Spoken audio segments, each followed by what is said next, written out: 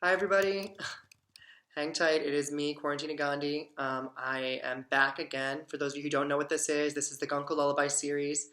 I'm multitasking because I have a list of things that I want to share with you.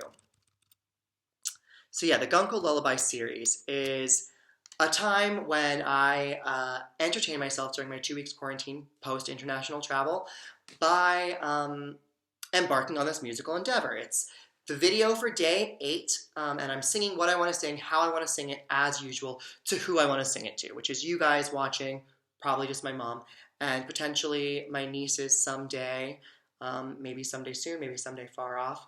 And yeah, anybody else out there on the internet who managed to click to this. Um, the eagle-eyed among you may notice that the calendar says day 13, and my tan is much more faded than it was on day 7, and my hair is a little more washed out. And yeah, you guys are right, there's something fishy going on. This is the day 8 video, but it's actually being re-recorded on day 13 because I just wasn't satisfied with the day 8 video. We're nearing the end of these 2 weeks. I'm, really considering, am I going to publish this on the internet? Am I going to just reveal my insanity to everybody? Is that really what's going to happen? And the answer, I am like 95% sure, is yeah, I am just going to reveal my insanity to everybody. It's like anyone who meets me is going to find out sooner or later. So why not just be myself, be my authentic self, and go for it? So yes, why did I re-record? I re-recorded not because of the music. As I've said a number of times, I am an admitted amateur, so I think it's okay to have musical imperfection here. This is about self-expression, not, you know, not becoming some prodigy that I'll never be. It's just about doing what I like to do, which is singing. And amongst many, many, many other things that I have been doing during this time. But like, yeah, it's 2 weeks is actually a long time. So let's do our part and get this pandemic to end, people, if we can. But yeah, I'm gonna sing this song and then I'll explain why it was so important to me to redo this today. It's more so for the unsolicited advice that I shared and mostly didn't share when I recorded the first time. So here we go.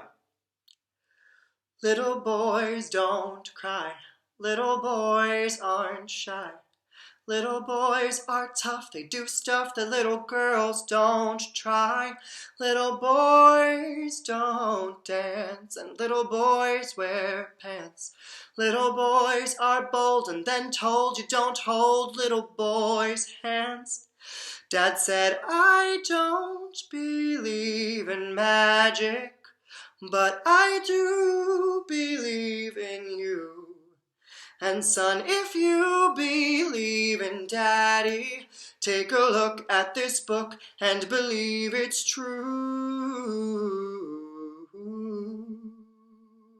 There's somewhere over the rainbow, and if you change the way you love, well, maybe you can go. The streets are paved with bricks of gold, and if you want to see, come pray with me. There's somewhere over the rainbow, and there's a man who's powerful, and he wants you to know where the pain goes after the rain goes. They're dancing with halos somewhere over the rainbow. Oh, over the rainbow, rainbow. Oh, over the rainbow. Little boys stand tall, little boys play ball. Little boys, they stink, they're not weak, they don't like pink at all. And little boys don't sing, little boys are king. Little boys fly kites, they ride bikes, they don't like little girl things. Dad said, I know my baby's special, but he'll grow to be a man.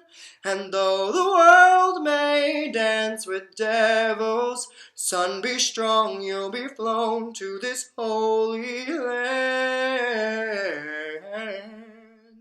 There's somewhere over the rainbow And if you change the way you love, well, maybe you can go. The streets are paved with bricks of gold. And if you wanna see, well, come pray with me. 'Cause somewhere over the rainbow, there is a man who's powerful.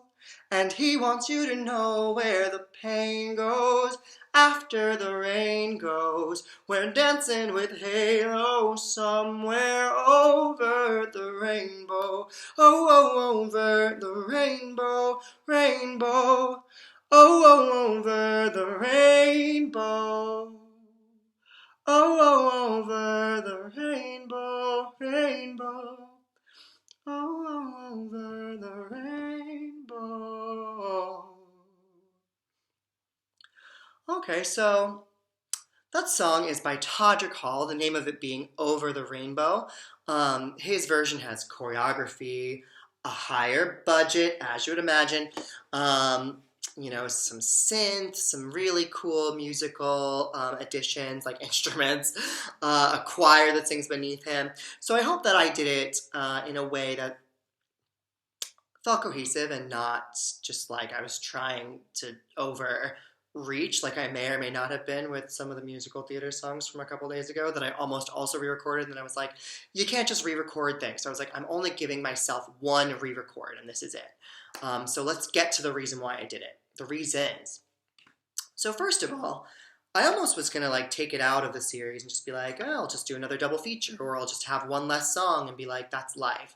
But then I was like, I can't take it out of the series for two reasons. The first reason being that this song has messages for not just my nieces and, my mom, but to the LGBT plus audience that I represent and that I need to speak to and that I need to authentically support by sharing things like this and sharing LGBT plus artists like Todrick Hall. And, I can't not do this. And the other reason that I can't not do it is because the reason that I was thinking about not doing it, and that reason was because the person who introduced me to this song is someone that I was romantically involved with, dare I say even loved. They having introduced me to this song and being very egotistical, that's not a dig, that person would definitely agree with the fact that they have an ego. The series evolved and continued to have, as most musical endeavors by single people have, a plethora of moments where you discuss relationships and you discuss the dissolving of relationships and you discuss love and romance. And it's like, I just really was like, I can't stroke this person's ego and let them think that this entire series is about them. And it's like, you know what? Realistically, that person is not watching. I would be astonished if that person watched a minute of this, never mind enough of this to think that it was all about them. If they did watch all of it, I wouldn't be surprised if they think it's all about them, because they think most things are, which I'm not too dissimilar. If you can't take it, don't dish it out. But yeah, if that person is watching, it's not all about you. Thank you for introducing me to the song. I hope you can watch it with a level of detachment and just appreciate the vocals. So yeah, that takes some vulnerability to share with you guys that I had all these worries. But the reason I am getting vulnerable like that and sharing the worry is because I think in today's world, it's really important to not choose to not do things because of worry, or to not, you need to be sensible. Don't do things like go to parties and do things that are going to spread the pandemic and cause this world to just stay shut down forever. But don't not do things like take a walk, or don't not do things like put yourself out there or try something new because you're worried, Worry is overwhelming America, I think. And there is a lot to worry about. We would be lying if we didn't say that the things that people have concerns over aren't enormous. There are the political issues that are going on. There's just so many. And we are a nation divided. We're a world divided in a lot of senses. And we can't let worry about what's going on in these opposite directions stop us from being whole here and being truthful and ambitious and adventurous for ourselves as individuals. I think that, like, I've learned through my own lessons and through the teachings of others that most of what we worry about just really doesn't come to fruition. And even when it does, it's not as bad as we thought it was going to be. So let's only worry about what we can control. And I can control what I share with you guys, and I'm doing that. And I can control what I do to minimize my own risks for coronavirus, and I'm doing that. And I can control what I do to keep myself growing and changing professionally, scholastically, spiritually, all these different things. I can control myself. So let's worry about our individual values and paradigms and stop letting worry about all these other things that are beyond our control keep us up at night and keep us from doing things that are good for us. Things like this, like singing for me and singing to my LGBT plus audience. All right, so I've shared things about worry. I've shared, the reasons why I redid this, but let's speak to the original message of the song, which is obviously from the masculine perspective about gender norms, and that is something that is very important to address today in our society, because the pressures of gender norms, they're not going away. In the Western world, the Eastern world, they're here. They're just not going away. And for most people, it's not a problem, because most people just can exist comfortably within the box that is their gender norm. They're born female and they are a feminine woman, or they're born male and they are a masculine man. For most people, that's not a problem. For myself, even with the pink hair, believe it or not, this is like more masculine than I've been, I think, in the majority of chapters of my life. So it was tough for me to accept the idea of the gender norm. It's like, I remember when I was trying in the arts, like I was auditioning for like the leading man, and I was just like, my voice was high and my physique was small, and I had so many insecurities and so much self-doubt, and that really was a time suck, an energy, a draw of my energy, and kept me from being creative, kept me from finding the paths other than the arts that I have now made a home for myself and a path for myself in. And yeah, I think from my own experience and from the experiences of members of my LGBT plus community, the gender norm, it's doing a lot of harm for people. So if we can just get rid of that, that would be great.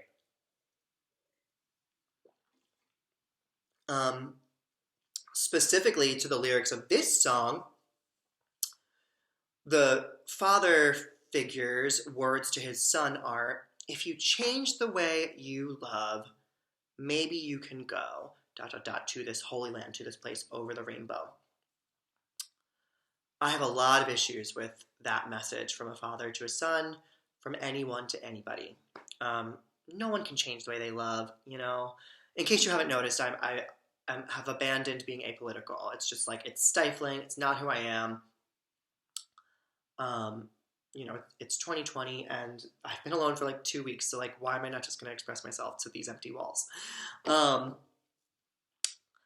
Yeah, I think that it's wrong to not acknowledge that love is love, and no one can change the way that they love. If people could change the way that they love, like, why would anyone be with someone who is like,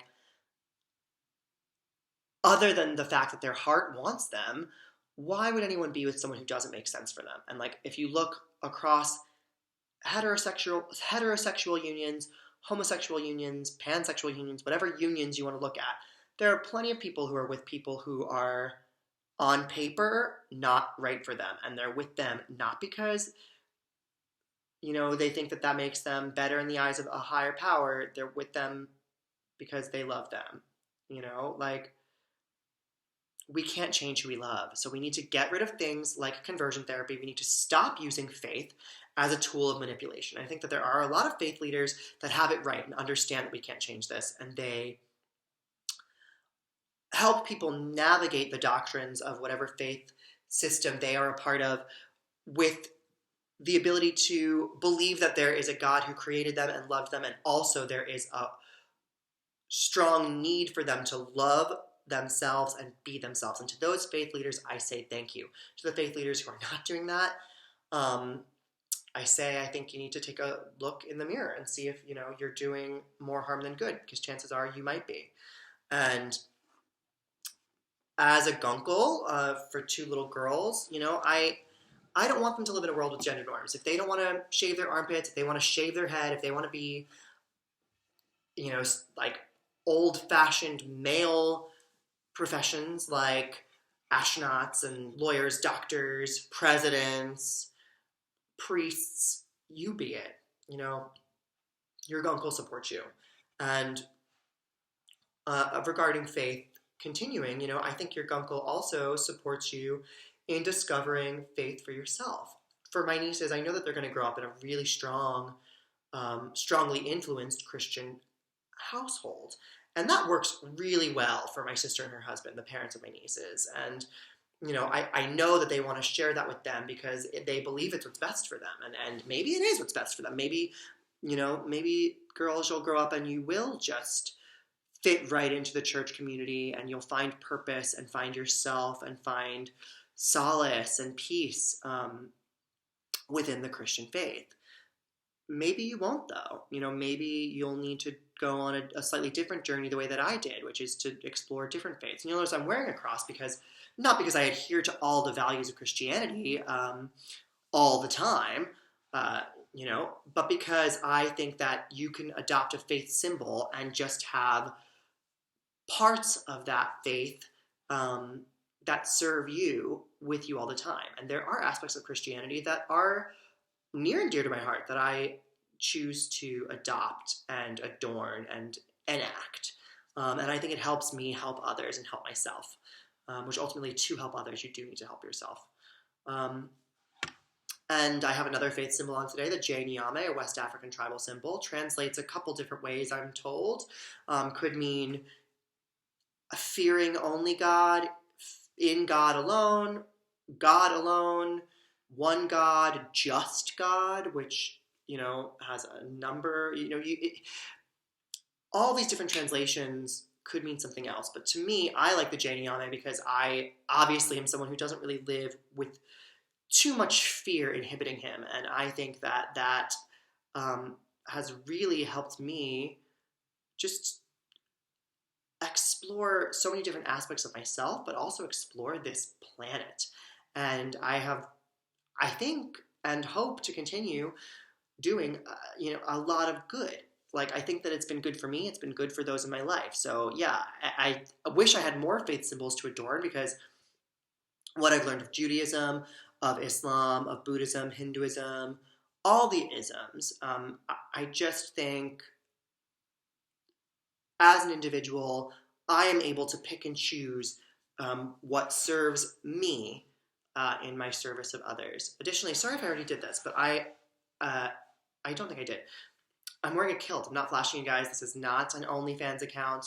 I don't have an OnlyFans account. Don't go looking for one. Seriously, I don't have one. Otherwise, I would have a higher budget, probably,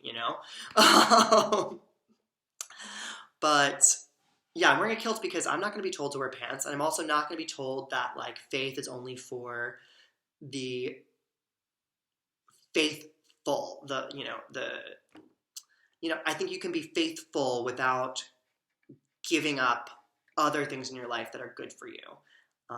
That's just my opinion. This is all just my opinion. If you're not into it, click away, And if you have a different opinion, that's cool too. Maybe you're atheist, or maybe you think that there are contradictions in what I'm saying, which probably there are. But it's all about perspective, and it's all about just getting on with your life and living your truth and being your authentic self. So let me see, get through this checklist to make sure I didn't miss anything. Faith symbols, get rid of conversion therapy. Love is love. Say it a million times. Love is love. We can't change the way we love. Stop pressuring people to do it. Don't. Nieces, I'll love you no matter what. And additionally, I'm not so arrogant to attempt the song God is a Woman. But I do think it is something we can all consider. And maybe, while we're talking about the fact that America still has not had a female president or vice president, last I checked, there weren't too many earthlings who had seen God and knew that God was a man who's powerful. There could be a goddess who is a woman who's powerful. And, we're all queens, kings, gods, goddesses at different times in different ways. And I think I'm not going to tell my nieces that God is not a woman. Maybe she is. To anyone who I haven't spoken to who feels like you exist, outside of the two-party system, if you will, of masculinity and femininity. If you're somewhere in the middle or you're somewhere beyond, um, only you can decide what's right for you. And I support you in your choices and what's right for you being who you are. Similarly, I am pro-life. And I'm pro-choice. I'm pro-choice. I'm pro-life if you're pro-life and you're making that choice for your body. But I am pro-choice for, anyone who is not certain whether or not reproduction is for them and if motherhood is for them. And I think I bring that up at this time because there's this whole like anti-mask thing going on in America, where people are like, you can't tell me what to do with my body.